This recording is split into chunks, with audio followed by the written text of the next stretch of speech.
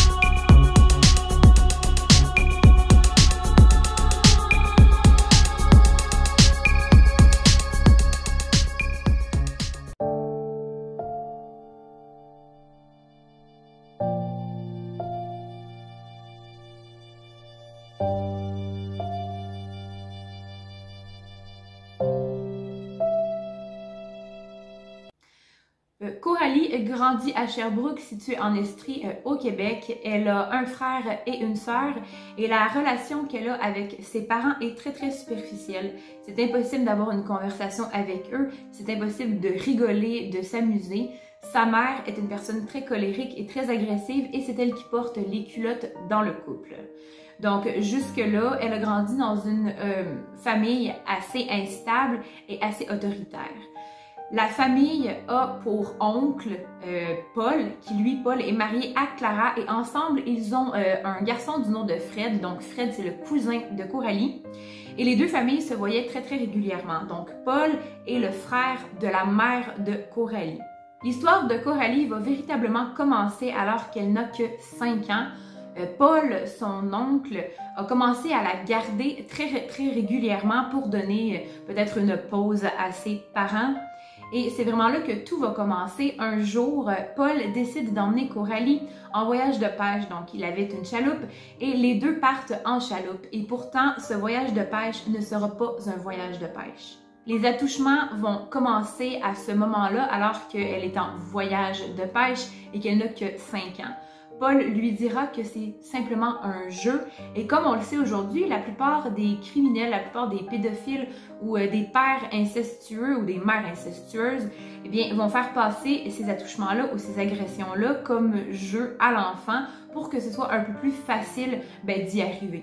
Donc, Paul va dire à Coralie que c'était tout simplement un jeu, mais qu'il ne fallait absolument pas en parler parce que si Coralie en parlerait, eh bien, Paul tuerait toute sa famille. Et là, les attouchements vont vraiment devenir quelque chose de répétitif, une habitude. Et un jour, lorsque Coralie elle est chez le pédiatre, celui-ci remarque qu'elle a du sang dans sa petite culotte et immédiatement, il va penser à peut-être des agressions ou des relations qu'elle entretient avec des personnes tierces. Et il va décider d'en parler à la mère de Coralie qui, elle, va vraiment tout nier de A à Z. Elle est vraiment dans le déni total. Et là, au fil des années, les attouchements vont devenir une habitude, mais encore plus parce qu'un jour, eh bien, il va avoir, Coralie va subir une agression sexuelle complète et tout ça effectivement encore en voyage de pêche.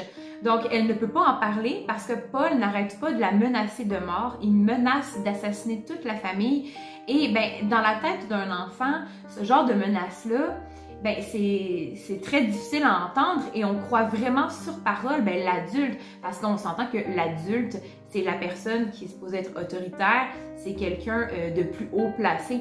Donc, Coralie, à cette époque-là, elle croyait vraiment que Paul allait assassiner sa famille si elle en parlerait. Et là, ça va devenir encore plus difficile et Paul va vraiment entrer dans dans quelque chose d'encore plus gros que simplement des attouchements. Il va aller encore plus loin.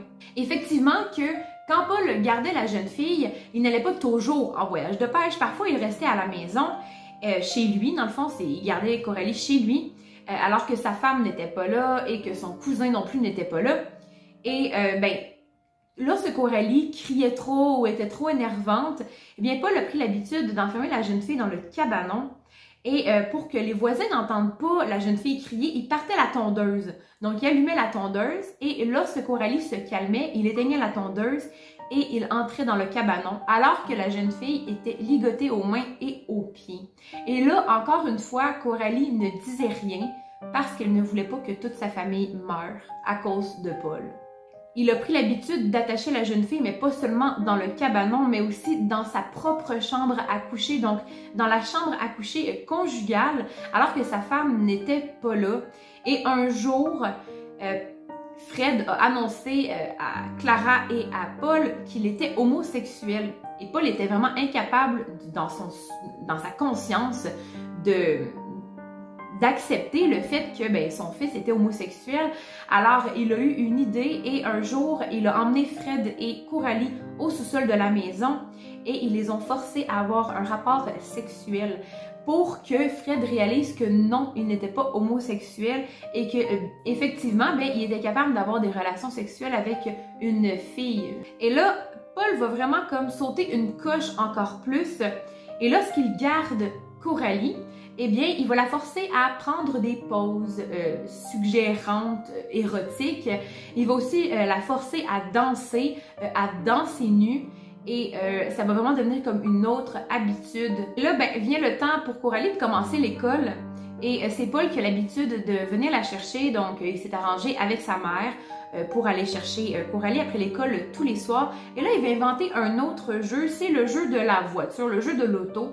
Donc, le jeu de l'auto, il consiste à quoi? Il consiste tout simplement à embarquer dans la voiture, à rouler, à s'arrêter à plusieurs points d'intersection très calmes. Donc, ça peut être des ruelles, ça peut être des stationnements, mais vraiment dans le fond des stationnements.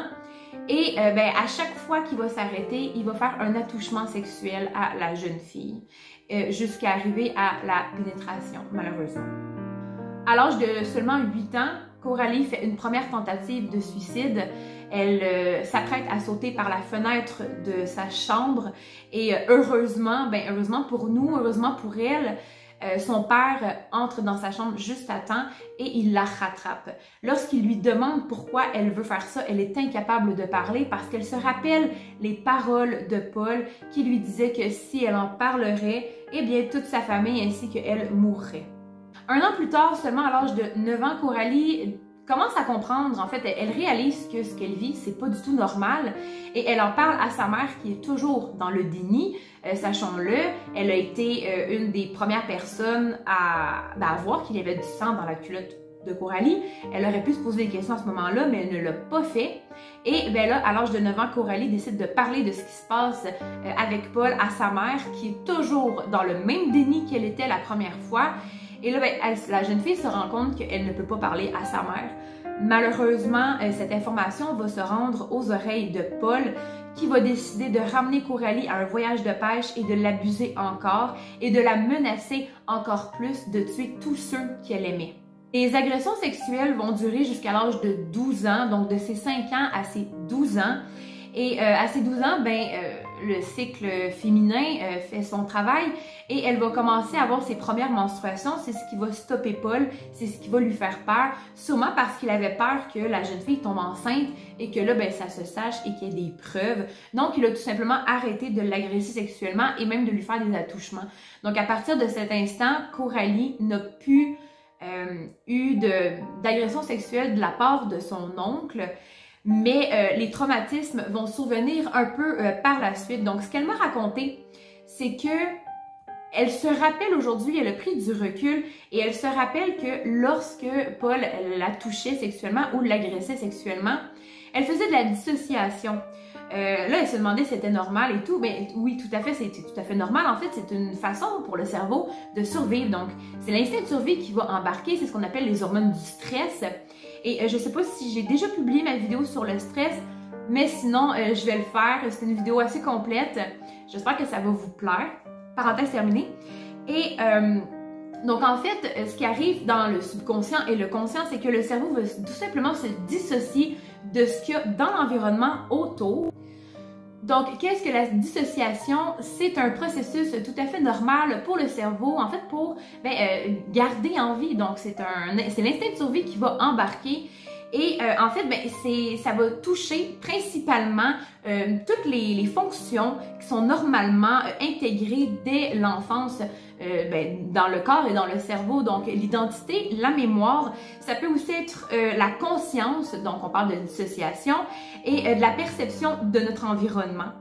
On peut aussi souffrir par la suite de transnosographie, qui est dans plusieurs maladies psychiatriques, dont le trouble de la personnalité limite, la bipolarité, la schizophrénie, ainsi que les troubles anxieux. Donc là, ici, dans le cas de Coralie, on parle vraiment des troubles anxieux qui vont se perpétrer pendant plusieurs années jusqu'à aujourd'hui.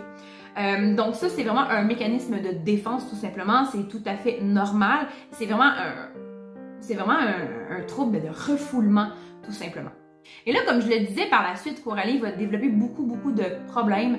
Donc, l'automutilation, des troubles alimentaires, ça, c'est souvent ce qu'on retrouve dans les personnes qui ont été ben, malheureusement victimes d'attouchements ou d'agressions à caractère sexuel. Et il y a aussi des problèmes au niveau de la personnalité. Donc, elle va se faire diagnostiquer trouble de la personnalité limite et les pertes de mémoire à court terme. Donc ça aussi, en fait, les pertes de mémoire à court terme, c'est quelque chose de très fréquent. On a la mémoire à long terme, on a aussi la mémoire à court terme. Et ici, quand on parle de situations stressantes, angoissantes, ça va être la mémoire à court terme qui va être vraiment comme plus touchée. Donc la mémoire à court terme, c'est ce qui se passe en ce moment. C'est ce qui s'est passé peut-être même avant et après. Donc il y en a beaucoup que ils vont vivre quelque chose de stressant, mais qui ne se rappelleront pas à quelle heure, ils ne se rappelleront pas ce que la personne portait, ils ne se rappelleront pas de détails que normalement dans la vie, ben, on se rappelle. Donc, j'ai eu de la visite hier, ma belle-sœur est venue me voir et elle portait un chandail noir. Je m'en rappelle parce que je l'ai vu, on se parlait puis on se regardait. Ben, quand on fait une dissociation ou une perte de mémoire à court terme, ben, ce genre de détails-là, on ne s'en rappellera pas. Si vous voulez que je fasse une vidéo complète sur la perte de mémoire à court et à long terme, vous pouvez m'écrire en commentaire, ça va vraiment me faire plaisir. Donc là, en essayant de se convaincre trop longtemps, comme beaucoup de victimes, ce qu'on va faire, c'est qu'on va essayer de se convaincre que c'est jamais arrivé. On va vraiment essayer de refouler ça et de continuer notre vie comme si la blessure allait partir, allait s'envoler d'elle-même, alors que pas du tout. Et souvent, en faisant ça, ça va créer d'autres problèmes. Donc, comme qu'est-ce que je disais, l'automutilation, mais aussi les problèmes alimentaires. Elle a tellement eu un gros problème alimentaire que en 2019, elle a dû se faire hospitaliser à l'hôpital parce qu'elle était rendue trop maigre. Donc, il y a à peu près 2 ans et demi. Là. Pour ceux qui sont au Québec, lorsqu'on fait des tentatives de suicide ou de l'automutilation ou bon, qu'on a des dissociations ou de la psychose en pleine rue, ben, on va être transféré à l'hôpital. Et à l'hôpital, on va être transféré en hôpital psychiatrique, donc dans l'aile psychiatrique. Et la thérapie, normalement, est de 21 jours. Donc, si vous êtes là, vous avez déjà été là, ou bon, qu'un jour peut-être vous allez être là, c'est important de finir la thérapie du 21 jours. Donc là, on va faire une petite parenthèse et on va parler quand on rentre en hôpital psychiatrique, c'est important de faire le 21 jours parce que le 21 jours, c'est un cycle de 3 semaines et c'est à peu près le temps que ça prend aux symptômes d'apparaître. Donc, si on est bipolaire, trouble de la personnalité limite, en 3 semaines, on a le temps de voir et le médecin a le temps de le diagnostiquer un peu plus clairement. Bon, effectivement, trouble de la personnalité limite, bipolaire, il y a beaucoup de symptômes qui se ressemblent, mais tout ça pour dire que c'est important de faire la thérapie pendant 21 jours. Voilà. Et là, en 2019, quand elle est entrée dans l'aile psychiatrique, tout a remonté subitement à la surface. Donc là, son trouble alimentaire, c'était plus juste c'était plus juste comme de pas manger ou de trop manger, mais là, c'est revenu en elle. Et là, à partir de là, elle a commencé à faire des thérapies. Autant des thérapies avec des psychologues que des sexologues, parce que comme je l'ai mentionné dans ma vidéo sur les agressions à caractère sexuel, c'est très difficile la sexualité. Après, là, on va se dire, on se le cachera pas. Comme je l'ai mentionné, il y en a beaucoup qui vont refuser tout ce qui a attrait à l'intimité, tandis que d'autres, eh bien, vont faire exactement l'inverse. Et aujourd'hui, voilà, Coralie est en couple depuis 24 ans. Et elle a un fils de 23 ans. Elle est toujours en thérapie, mais je lui ai parlé, on s'est quand même beaucoup parlé.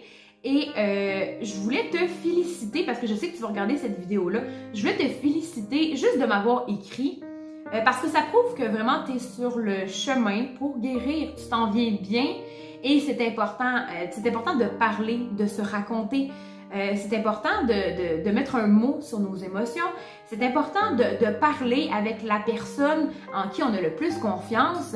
Et vraiment, il n'y a aucune honte à avoir. En fait, je pense que ce genre de vidéo-là, ce genre de témoignage-là, fait en sorte que d'autres victimes, sûrement, qui vont me regarder ou qui m'ont déjà regardé, ben ils vont se dire « Ah, ben je suis pas toute seule ». Ça, c'est vraiment important dans la vie de pas se sentir toute seule parce que si on se sent toute seule, on pense qu'on est les seuls à avoir vécu ça, ben on se renferme. Et là, plus on se renferme, moins on est heureux et moins on est heureux, ben plus on tombe dépressif. Donc, c'est ce qui est arrivé pendant tant d'années et elle aussi, c'est arrivé pendant longtemps et je suis vraiment contente d'avoir fait le podcast et je suis vraiment contente d'avoir fait la vidéo sur les agressions à caractère sexuel parce que depuis, j'ai beaucoup de témoignages, il y a beaucoup de personnes qui m'écrivent et je suis contente qu'elles ne se sentent plus seules. Donc, vraiment, c'est un beau move de ta part de m'avoir écrit. Je suis très, très contente. J'espère que ça va t'avoir aidé, cette vidéo-là. Des fois, quand on entend notre histoire d'une bouche qui n'est pas la nôtre, ben, on est capable de mettre un peu plus de recul. Comme je l'ai dit dans le premier témoignage, des fois, c'est ça que ça prend. Et ça, c'est mon histoire. Quelqu'un d'autre l'a raconté. Fait que là, les gens sont au courant. Mais un moment après ça, tu es capable d'avancer puis de continuer. Et continue ta thérapie, autant avec ta psychologue que ta sexologue. Et je te jure qu'un jour, tu vas vraiment, vraiment trouver ça le fun, le sexe. Donc, c'est ce qui conclut cette courte vidéo. Les témoignages c'est pas des vidéos longues. On s'en fout. Hein, on s'en fout, c'est quand même une vie que je raconte. C'est quand même un traumatisme que je raconte. Et je suis très contente de pouvoir être votre voix, tout simplement. Alors, je vous laisse dans votre semaine, dans votre fin de week-end et on se retrouve samedi prochain pour un autre sujet. D'ici là, prenez soin de vous et si vous avez envie de parler, de vous raconter, n'hésitez surtout pas à venir m'écrire sur Instagram, sur Facebook. Vous pouvez vous abonner sur mon Facebook, me demander en ami, j'accepte tout le monde, inquiétez-vous pas. Et Instagram aussi et j'ai TikTok. Donc voilà, et en ce qui concerne YouTube, vous pouvez vous abonner si ce n'est pas déjà fait et activer la petite cloche des notifs pour manquer aucune de mes vidéos. Sinon, je vous dis bye bye et à la prochaine. Ciao, ciao! The lights go out, the dark comes in, there's something here to chase.